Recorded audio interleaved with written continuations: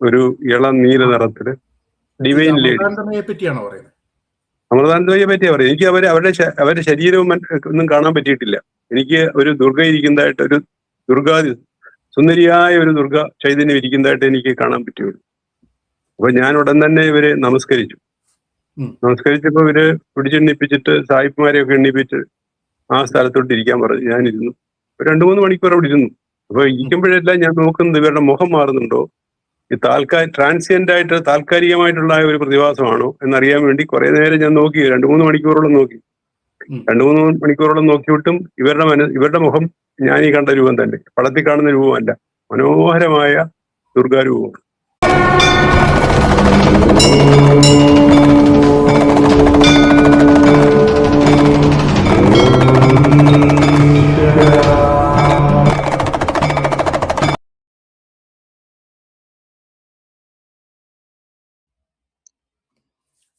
സാറേ, welcome back.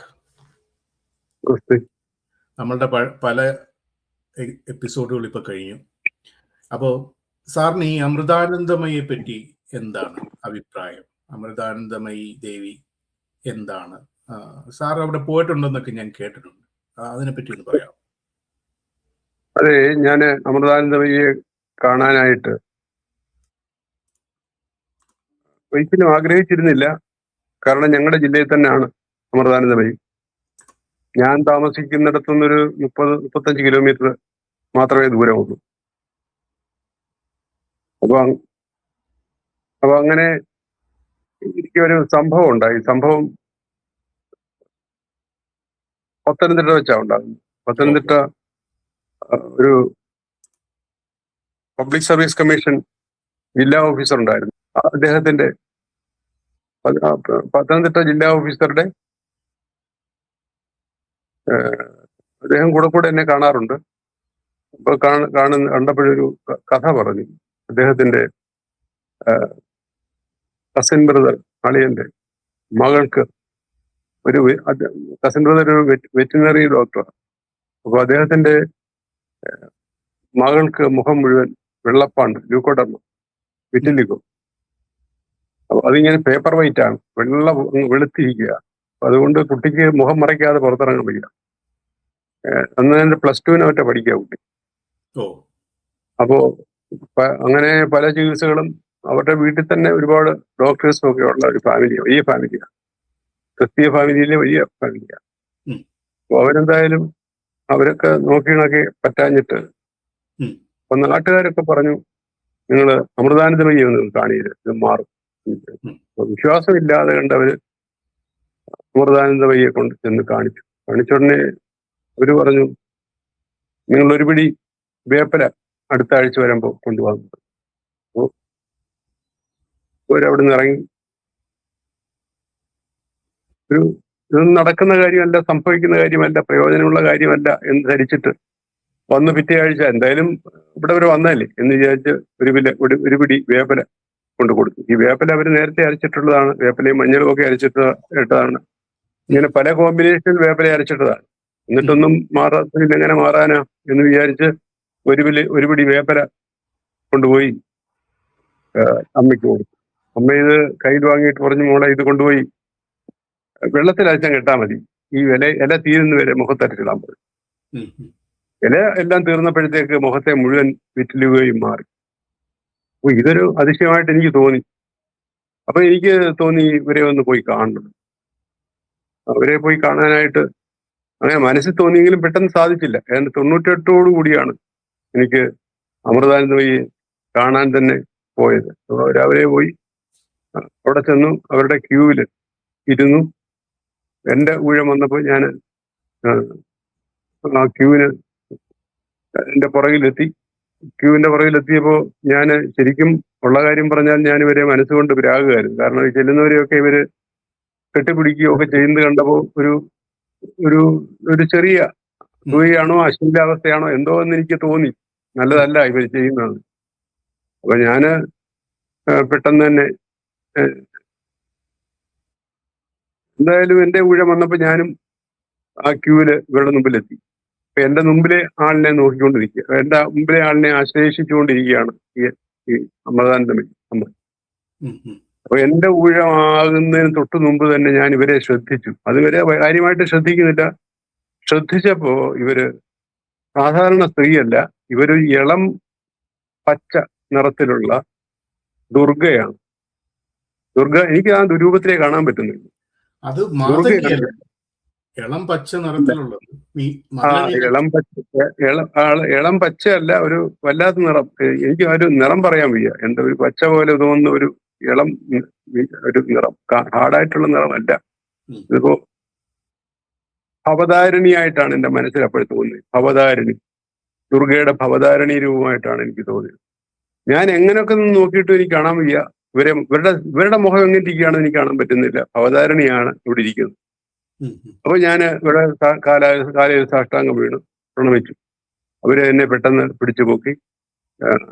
അപ്പോൾ സായിപ്പന്മാർ ചുറ്റും ഇരിപ്പുണ്ടായിരുന്നു. അവരോടെല്ലാം വിളിച്ച് പോകാൻ പറഞ്ഞു. അവർ എന്നെ അവിടെ പിടിച്ചിരുത്തി.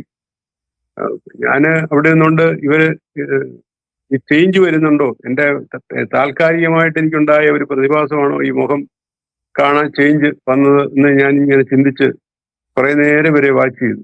വാച്ച് ചെയ്തപ്പോഴും ഈ ഭവതാരിണിയുടെ ദുർഗാദു രൂപം തന്നെയാണ് ഞാൻ കാണുന്നത്. അവസാനം 2 മണിക്കൂർ 3 മണിക്കൂറൊക്കെ കഴിഞ്ഞപ്പോ എന്നോട് ചോദിച്ചു, മോനെ ചോറ് കഴിക്കണ്ടേ എന്ന് ചോദിച്ചു. ഇങ്ങോട്ട് വേണേ കൊണ്ടുവരാം, അല്ലേ അങ്ങോട്ട് പോയി അങ്ങോട്ട് പോയി കഴിച്ചോളാം എന്ന് പറഞ്ഞു.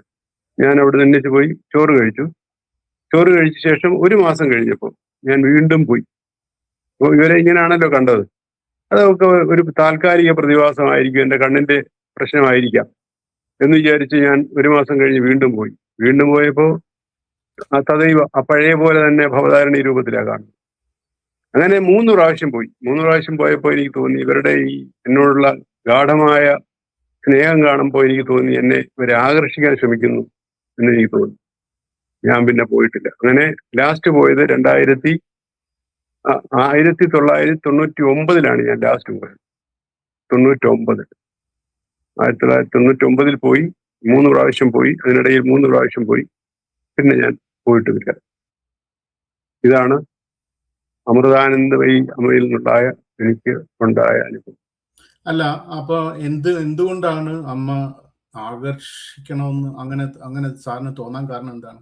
എത്രയോ ലക്ഷക്കണക്കിന് അവര് ചെല്ലുന്നവർ അതിപ്പോ ലക്ഷക്കണക്കിന് ചെല്ലുന്നവരെ പരിഗണിക്കുന്ന പോലല്ല എന്നെ പരിഗണിച്ചത്. എന്നെ പരിഗണിച്ചത് ഒരു സ്പെഷ്യൽ കൺസിഡറേഷൻ ആണ്.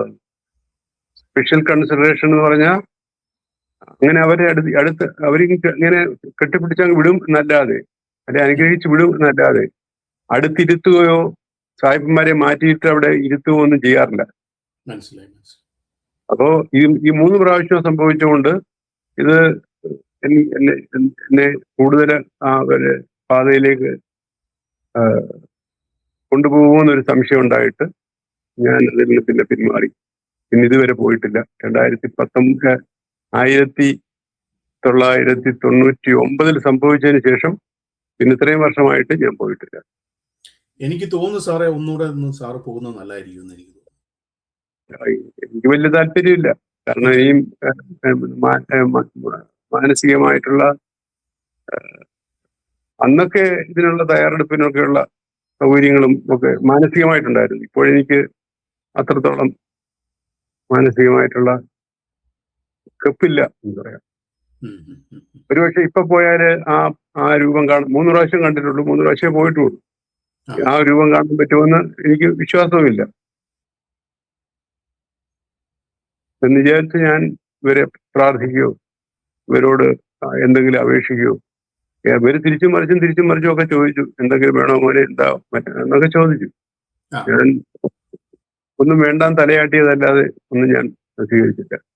അതെ, ഈ 95 എന്നൊക്കെ പറയുമ്പോഴേ അന്ന് ഇതൊന്ന് ഇതായി വരുന്നതേ ഉള്ളൂ. 98 ഹോസ്പിറ്റലായി 99 കാലത്ത് 98 കാലത്ത് ഹോസ്പിറ്റലായി. ഈ ലോക്കലായിട്ടുള്ള ആൾക്കാര് പോകുന്നില്ല എന്ന് പറഞ്ഞില്ലേ, അത് എന്തുകൊണ്ടാണ്? ആൾക്കാർക്ക് ഇവരോട് അത്ര മതിപ്പില്ല. ഒരു സാധാരണ മുക്കോ സ്ത്രീ ഒരു ഇപ്പൊ നമ്മൾക്കൊരു വെപ്പുണ്ടല്ലോ, മാനസികമായ ചില കൺസിഡറേഷൻസ് ഉണ്ടല്ലോ. ഒരു സാധാരണ സ്ത്രീക്ക് വലിയ നിലയിൽ വരാൻ പറ്റില്ല എന്നുള്ളൊരു ധാരണ. ആ ധാരണ എനിക്കും കുറെയൊക്കെ ഉണ്ടായിരുന്നു എന്ന് വേണം പറയാൻ. അതുകൊണ്ടാണല്ലോ പോയത്. അപ്പം സാറിന്റെ വിലപ്പെട്ട സമയത്തിന് ഒരുപാട് ഒരുപാട് ഒരുപാട് നന്ദി. ഓക്കെ, ഒരുപാട് നന്ദി. ശരി ശരി, അങ്ങനെ ആയിക്കോട്ടെ sir. Thank you. Okay, thank you so much. Thank you.